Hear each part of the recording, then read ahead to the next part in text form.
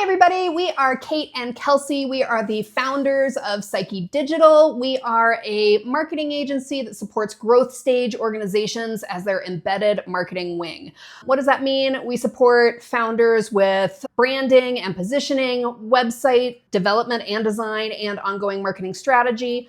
Today, we want to talk to founders about how to build compounding marketing systems.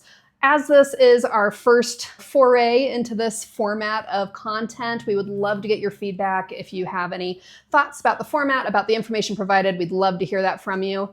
So what do we mean by compounding marketing systems? One thing that we hear a lot from founders is they've thrown things against the wall. They've invested time into getting the word out about their organization, aka marketing, and they're not seeing growth in those systems. So that might look like low audience growth on their social media. It might look like low subscriber gains for newsletters. It might mean that they're not being recognized in rooms when they walk into them at industry conferences or in sales settings. And of course, if you are seeking investment, it might mean that investors are not recognizing the value right off the bat. All of those things marketing can support if done right.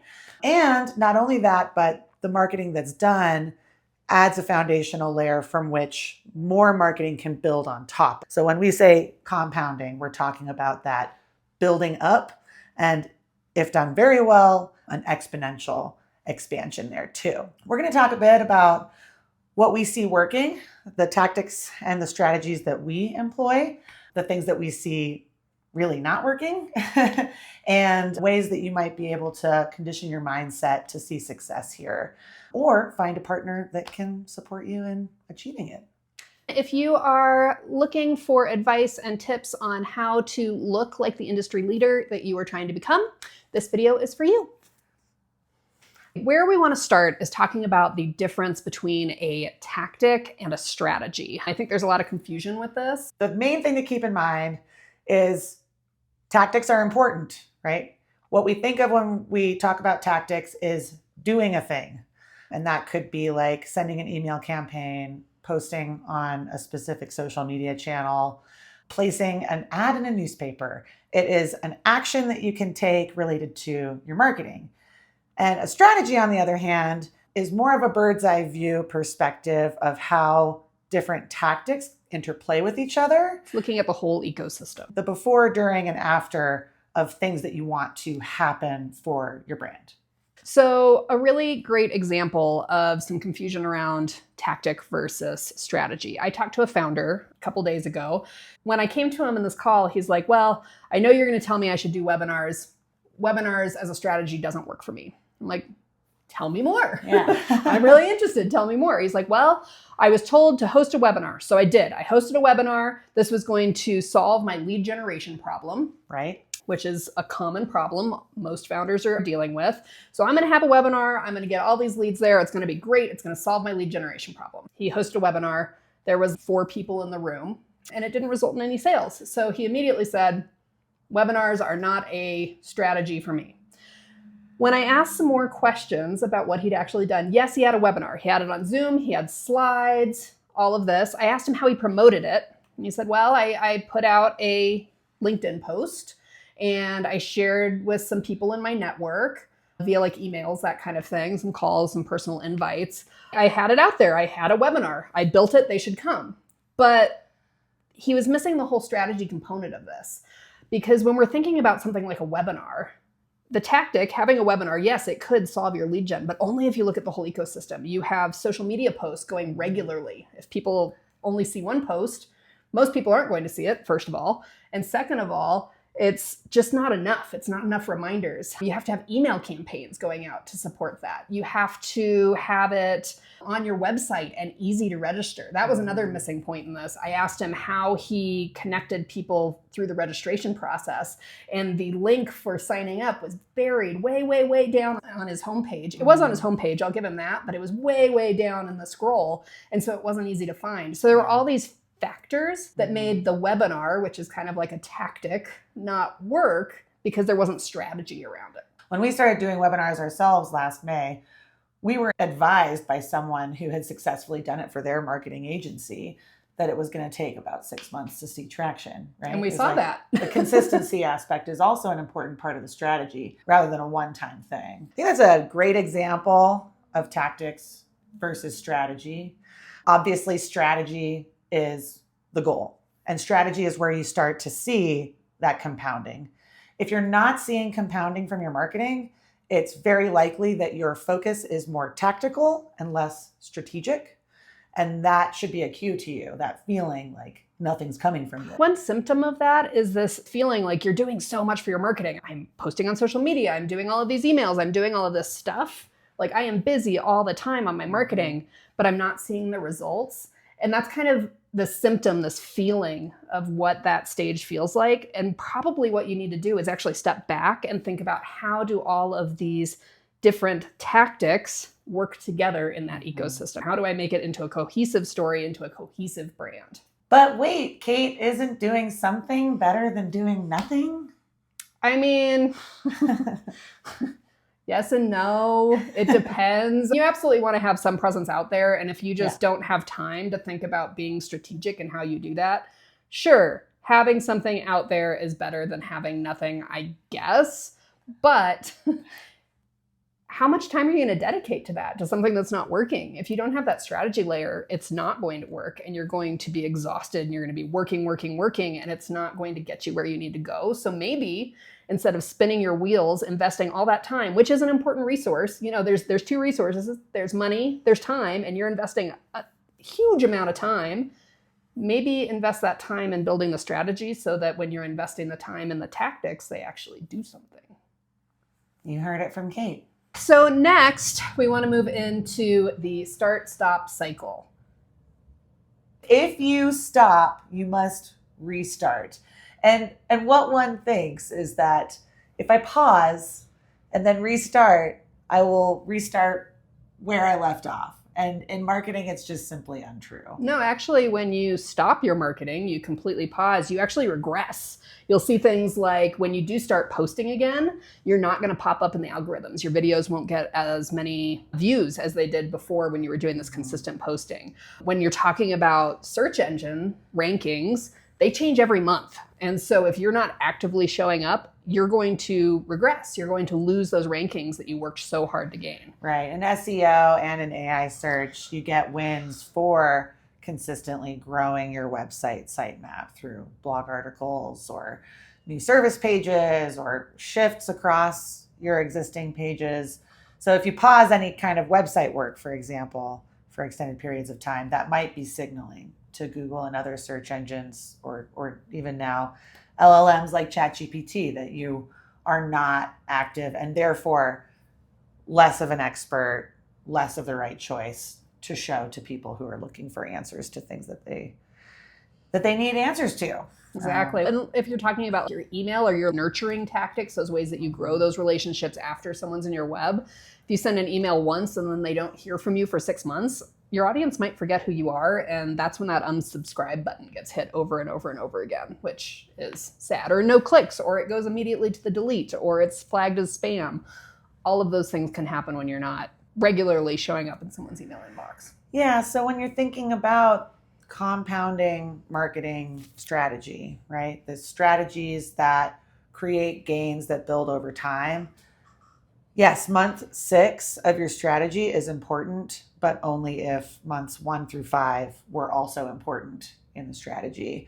The more consistent you are, the more gains and the better the compounding. Well, and this is something we've talked about a lot. Like, marketing feels overwhelming to founders. And so they think, oh, I have to show up every day, all the time. I need to be everywhere. I would rather than you posting multiple times a day, rather than you sending an email every day, pick a consistency that makes sense for you. That can work for you. Even if it's once a week, but you can stick to it. Exactly. If I was going to give founder advice, I would say, hey, think about what is achievable for you. Like, you know that you can post on your social media channels 3 times a week. Do that consistently. And that is going to do way more for you than this burst of activity where I put 30 posts out there. I posted every day and then I was exhausted and I didn't post for 2 months. Yeah. And why does this happen, right? And we've done this as well, right? It's like we serve clients, but for our own marketing, we've certainly had months where we drop off and we feel the effects a couple of months after that in terms of our leads flow, in terms of the conversation volume that we're having. It happens for a number of reasons. So resource constraints being one, resources of time, resources of money, people. If you have folks on the team that are helping you achieve your marketing strategy goals, maybe you don't have a system. So you're relying on your mind to recall, oh, it's the first week of the month, I should be doing content, or like it's every morning I need to do engagement, or things like that, right? It's like if there's no system, then you're relying on your own brain to cue you and remember those things.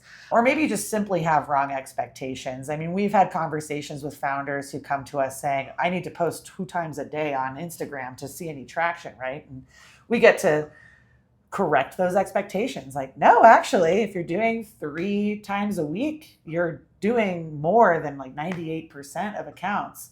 There's certain algorithms that are easier to understand, like LinkedIn, for example. That algorithm's very linear. The more you post, the more people are going to see you. And the more people engage with your stuff, the more visibility you get. Exactly. Some of the other algorithms, when you're talking about like Instagram or Facebook, they're a little bit mysterious. There's some questions there. That's okay. But still, I promise you, the consistency of that posting is going to help. One thing that we see no matter what is if you stop for an extended amount of time, the results recede. The results go back. And same with search, same with email marketing. Advertising is a hose. I mean, you stop the dollars there, of course it goes away. I think that there are some rare instances in which a pause is the right thing to do. Really? I do. Really? I do. I mean, if you're doing a really big rebrand and you're reconfiguring your messaging, it makes sense to pause and then you can resurface or even relaunch. And if you think about that strategic marketing approach as a launch campaign and plan your strategy around that, although that can be very exciting. I would beg to differ there even. Like even around a rebrand, like I might post coming soon or there's something exciting. Like I would still do some teasing. Keep a pulse. Yeah, going. so that it's not just like nothing. Because when you just stop and there's nothing going out, people go, they failed. They don't exist. They've shut their doors. What about like an exit? Let's say you're selling the business. So if my lawyer told me to stop posting, I would stop posting for sure. Like I do think there's definitely some legal implications there, especially around like exits. You can't talk about it. Like you literally can't talk about it. Yeah. And I think that's a little bit like listen to your lawyers. Don't listen to the fun people on the social media is telling you to keep or posting. Your marketing managers. Exactly. Because your marketing manager is always going to say, we can spin this, we can post about it. We can get some eyeballs on this, right? Yes. Okay. Yes. There are a few limited instances where stopping, pausing is the right move. But what we're really talking about here is this stop-start cycle. Yeah. You don't want to do that. You don't want to be in that cycle where you were posting a lot, you stopped, you disappeared because you got overwhelmed, and then you started again. Yeah. Easy Slow as and that. steady wins the race. Tortoise in the hare. Classic. I want to talk a little bit about what compounding actually looks like. And we primarily work with B2B growth stage organizations. So we want to talk about it in the context of B2B. And why is that maybe different than e-commerce? Well, B2B offers are typically larger ticket. There's more complex sales cycles, potentially more stakeholders in the decision-making process for buyers. So the marketing strategy changes a bit, right? It's also different in terms of the tracking. Like it's very easy for a e-commerce brand selling sunglasses off of a website to say, hey, I had this ad that was served up to somebody clicked it, and somebody bought the sunglasses. Yeah. My marketing's working. Right. Yay. It's a lot more complex when you are talking about these long sales cycles with multiple stakeholders, with all of these different pieces that it's really hard to say, oh, that email I sent or that conference that I talked at or whatever that tactic might be contributed to that sale. And it's easy to get discouraged, right, earlier on and think that things aren't working. So what does it look like in real world terms? These are some of the things that we look for when we're working with our clients, right? Often our clients will have small sales teams. The feedback that we're looking for to indicate that the marketing strategy is working is they go to a conference and people say, "Oh, your brand. I've heard of you." Yeah, that's like the crown jewel, that the visibility system is working, that the consistency is putting them in the right places, in the right rooms.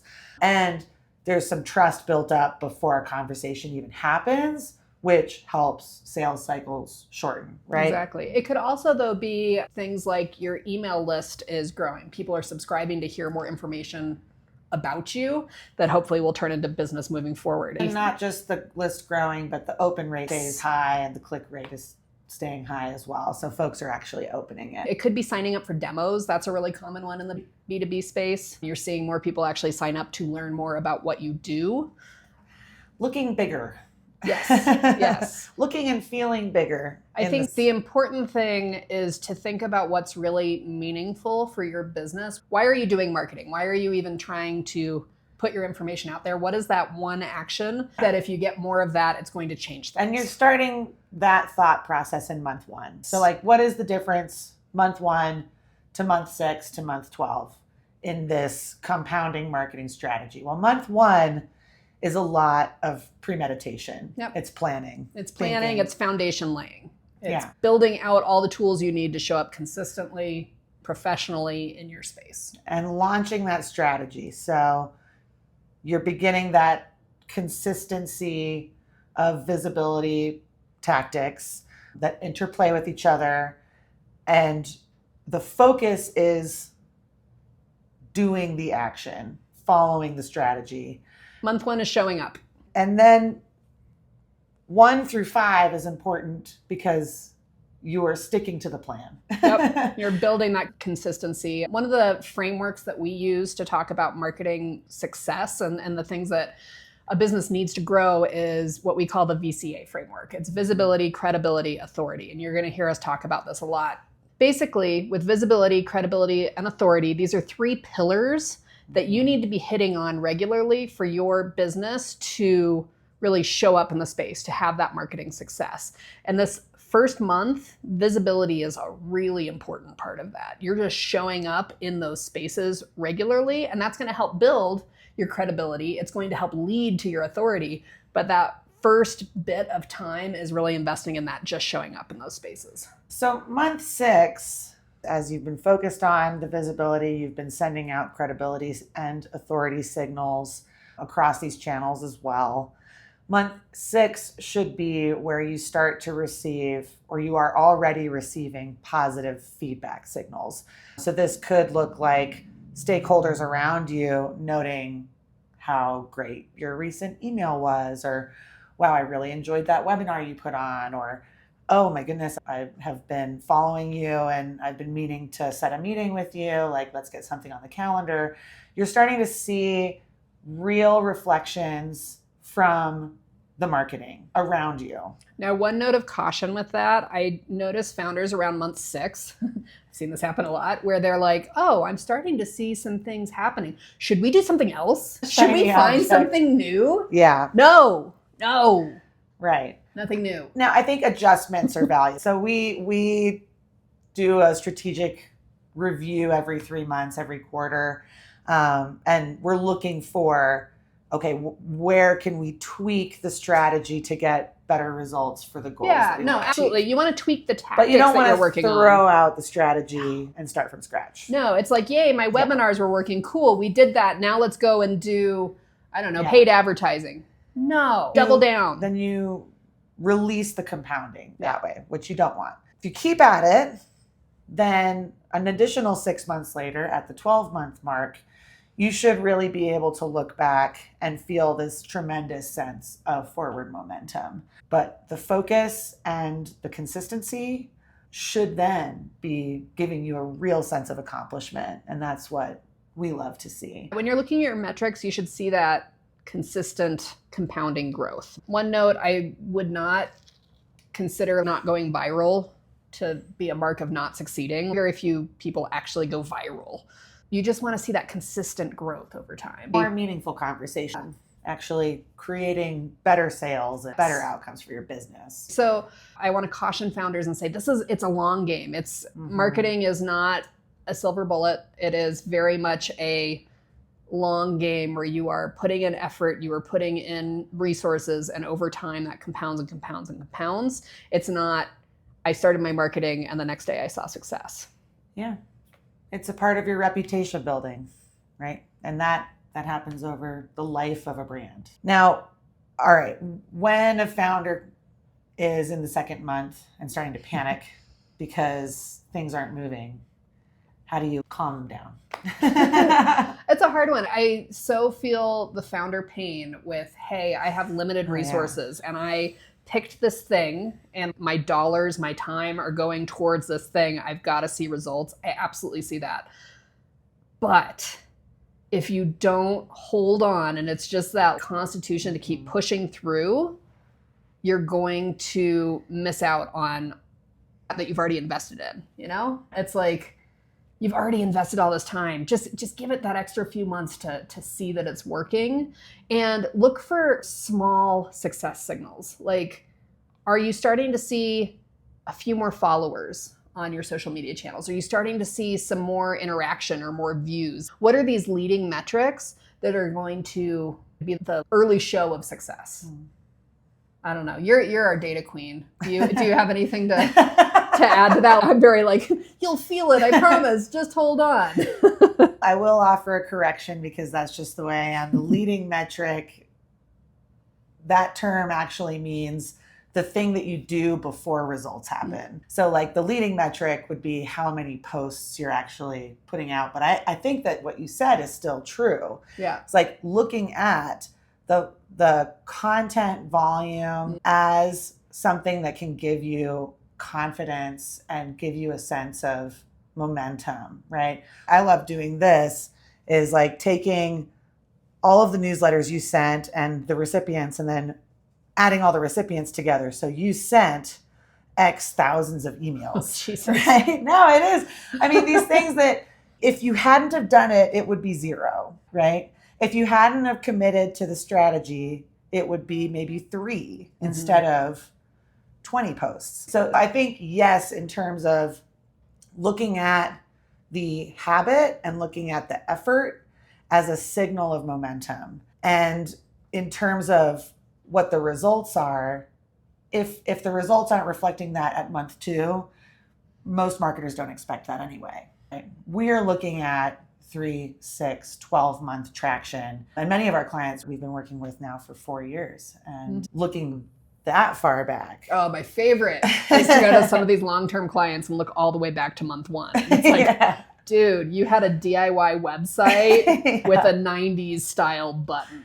And now you have this amazing system that's bringing people into your Yeah, we've got one client, United Pipeline, and there's a case study on our website, actually. Their search impressions, so the number of times their website was coming up in someone's screen from a search, was super low when we first started with them. And now it's like 170,000 a month. Holy and cow. It's only been, like a year and a half. But it's compounding. So why does the ecosystem have to work together? I'm sure everyone has heard this word ecosystem thrown around. What are we talking about? We talk about the interplaying elements in marketing, and that might be different channels like Facebook and Instagram and LinkedIn, and it's your newsletter, and it's your website, and it's your print materials, and it's if you're getting radio ads and your earned media. So that's the ecosystem. It's everything that interplays together.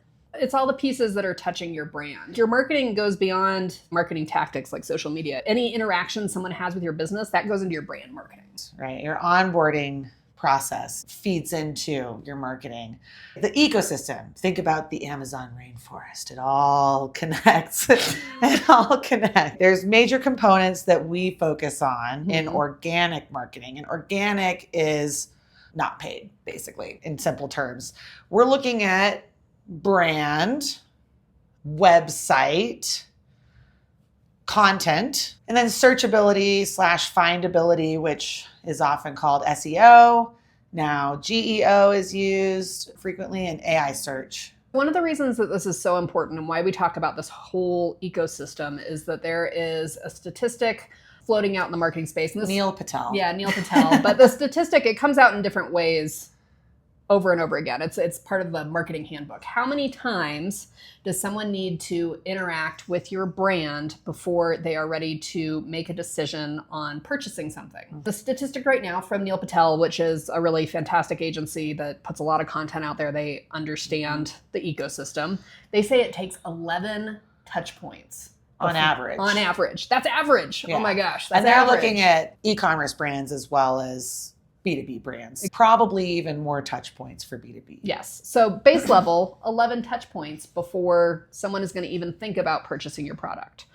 So what is a touch point? It's seeing your logo at a conference. It's social media posts. It's citations and AI overviews.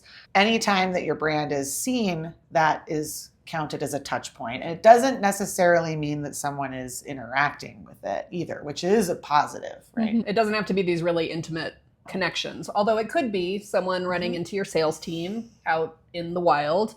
It could be just someone seeing your sign off the street. You got a big wrap on a truck. The problem, and this is going back to that kind of tactic versus strategy conversation that we talked about a while ago. Once a person is just doing one part of that ecosystem, so they're just doing some social media, or they're just sending out emails, or they are just paying for ads, they only have a website, that ecosystem isn't working together, and it is way harder to get all of those touch points, to get in front of someone enough to have them make a decision, because people are swimming through all of these different channels on their way to your brand. So we've gone from the rainforest, now we're in the river, swimming to your brand. And they have to go through all of these different phases of interacting with you and understanding that credibility that your brand has built and having all of these touch points. And if you're only going through one channel, it is so much harder to get those touch points. Yeah, and to establish that trust, aka that credibility, right? So in practice, what does this look like for an organic marketing strategy for B2B brand? There is some new material published on the website. That new material is delivered to our subscribers via an email newsletter. Yeah, and one step back, like new material, that could be a new blog post, that could be a new services page, it could be a new FAQ case study. Sure. Like that can come in a lot. Yeah, some kind of material that adds value or is worth sharing, right? And you put it on the website. Some people stop there. Like, I've put it on my website, it exists. The strategic approach then is, okay, so leveraging your subscriber newsletter base to send out an email blast, posting across social media, the different channels that you're on, could be engaging your sales team to send it out to specific leads that might get value from that thing, putting it in email signatures, adding it to expo print materials. What Kelsey described here is this really robust way to use that piece of content. And what I would challenge founders to do is to think about every piece you put out there. Start with the website. For me, that's a great place to start. It holds all of your information. So start with one more robust piece of content on your website, and then think about all the different ways you can use that content through the rest of your ecosystem. So break it down into emails, break it down into your social media posts, get a few social media posts out of a single blog post or a single case study. If you're not doing those things, then it's less likely to compound, right? Tying just back to the theme of this conversation, if you want your efforts to compound, aka produce bigger results with the exact same effort or even less effort over time, then that's the important strategic thought process, leveraging your whole ecosystem. One question we get a lot is, what if I am only able to do one thing? Let's say they have a constricted budget, so they can only focus on one thing. Like, where do you start in the ecosystem? I'm very focused on having a good foundation before you can grow. So to me, I would start with my messaging and my website and my information hub and making sure that that looks really good and credible. So the brand and just making sure that Even if you are the person who is out there knocking down doors and driving people to your resource, like as a person, rather than using channels like social media, make sure that place that they land is really good. For me, that's the place to start. Yeah. And I think a note on website, even if you're not going to do an email newsletter right away, you're still capturing emails. Better to have an email list before you need it. In terms of like ongoing marketing tactics, for us, we typically will recommend social media for ongoing marketing, right? They do one. Absolutely. If they can only do one thing, social media is a great place to start. I will say the reason our model is the way it is, we embed into your team, is because one tactic alone is not going to move the needle very fast for you. Typically, we want some assurance from those businesses that they have other people who will be handling other tactics and that will have some form of communication with those resources. Otherwise, it does maybe feel like not the best use of dollars, actually. Yeah. I stand by if you can only afford one thing, make sure that the place where people land is strong. And the way that you position yourself in your market is clear, and your reputation is visible in a way that truly reflects trying to go. I want to be clear when I'm saying make sure your brand is strong. I don't mean fancy. I don't mean that you have to have a website with this really advanced, crazy stuff. Have a website that's clear, that people can land on it, and 5 seconds after they land, they know what you do. And after they are on there for that short amount of time, they know where to go to take the next step. Oh, we could talk about that for a whole hour. And we will in the future. So we want to pull this all together. Yeah, and offer something hopefully of value to anybody watching this. Yeah, so we talked about a lot of things. We talked about the difference between tactics and strategies. We talked about the stop, start, stop cycle. We talked about how we compound our marketing efforts and what that looks like over time and practice. One of the things that people come to us with when we talk about these things is, where do I even start? What is something that I can do? It's hard to come up with content ideas. It's hard to think about how to build this content engine that's going to fuel this whole strategy. Yeah, and won't feel like a waste of time, right? So we do have one tactic that we actually did a webinar on last year. So we'll put the link in the description. The tactic is called the expert interview article. It satisfies the needs of the strategy across your ecosystem. There is a component that is long form, written copy, which is really good for SEO and AI search. It satisfies the credibility and trust building needs, actually leverages the halo effect, which is a persuasion phenomenon where you associate with someone who is trusted, and that boosts the trust for you. Creates just a mountain of social media content. But basically, the nut and bolt is that you find an expert in your industry or in a tangential industry. Somewhat related to the area you want to be seen as a leader in. If I was picking this person, I would look for someone who is already talking to the audience you're trying to get in front of. That would be the ideal. If you can't find someone who's already talking to that audience, find someone that's got a lot of expertise. You could pull from your team someone who is just that hidden genius that if they were to share their story, you know that folks would really find that interesting. And then what you're going to do is you're going to sit down with that person. Ideally, somehow you can film that. So over Zoom. Yeah, over Zoom, over Google Meet is great. One bonus is if you can ask them ahead of time if you can use that video recording. Yeah. Some people are against that. They don't like to be in front of video. I get it. But ask them if you can record it and use that recording. Record it anyways, not like against their permission, but like record it without using the video afterwards so that you have their words. And ask a bunch of questions. Ask about their journey, about their expertise. Basically, you're conducting an interview to get information that will be interesting to your audience. Then you take that interview and build it into a long form article. If you yourself don't fancy yourself a copywriter, you can find a freelance copywriter. You can leverage AI tools with careful review and editing. But essentially, you want this to be a quite long, robust piece of written content that is shedding light from the perspective of this expert on themes or issues that are interesting to your audience, right? Yeah. And ideally, they're already interesting by just the nature of their expertise, right? That long form piece of content, you should always have them review and approve, and then you can publish it on your website.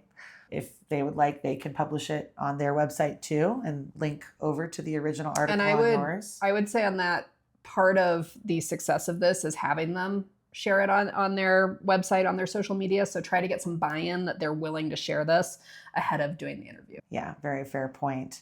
Then pull out quotes or facts or bullets that are core to the piece and leverage those for social media posts or quotes in a newsletter or what have you. Or the article in your newsletter, all of those different pieces, that's going to build that engine. And what we love about this tactic is you can fuel a whole month of content from one interview, and that interview takes time, but you're getting so much out of that time. It is really a compounding tactic in this whole compounding ecosystem.